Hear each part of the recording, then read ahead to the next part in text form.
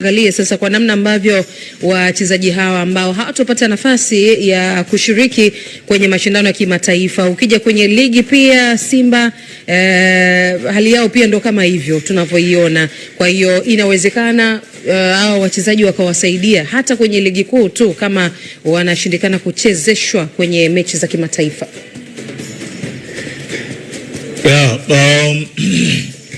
Wanaweza kusaidia. Anaweza kuwasaidia, na kwangu mimi umuhimu unaongezeka zaidi kwa sababu kama ukiniuliza kati ya Champions League quarter final na ubingwa wa ligi, ni kitu gani ambacho Simba watakihitaji zaidi kwa sasa? Ubingwa wa ligi. Kwangu itakuwa ni ubingwa wa ligi. Si ndio? Ndio. Kwangu itakuwa ni ubingwa wa ligi. Simba wamekosa ubingwa kwa misimu minne mfululizo. Nenda 5 bila. Unaelewa?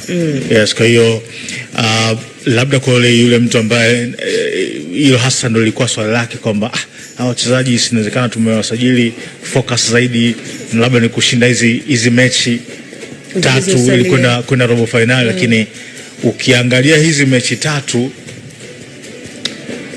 kuna ugumu mkubwa sana wa Simba kuweza kushinda hizo game zote tatu. Zote. Yes, na kwenda hatua ya robo finali.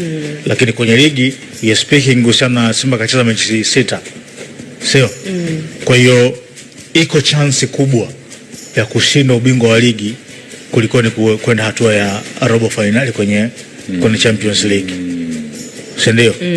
Kwa hiyo hawa wachezaji ambao hawajafanikiwa kuingia kwenye Champions League ni wachezaji wa quality kubwa, kwa sababu tunamzungumzia mtu kama Aniset, quality. Yes, quality ya juu sana.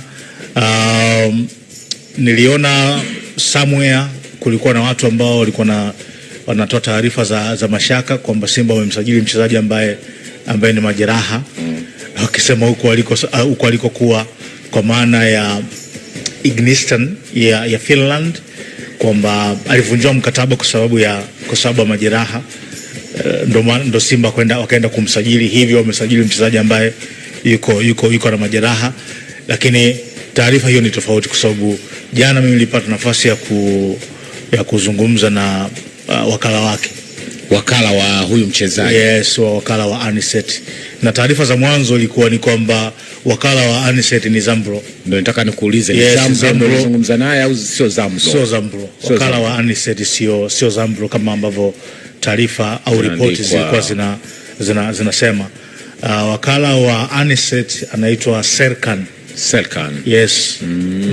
Ni Mbelgiji. Huyu ndo wakala wa Aniset. Nimezungumza naye na amenieleza kila kitu kwa namna ambavyo kilivyokuwa.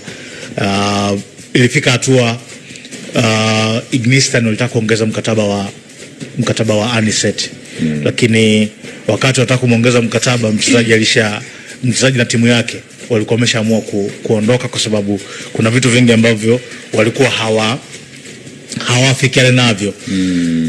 Cha kwanza, of course, kulikuwa na issue ya malimbikizo ya malipo, lakini secondly kulikuwa na issue ya hali ya hewa.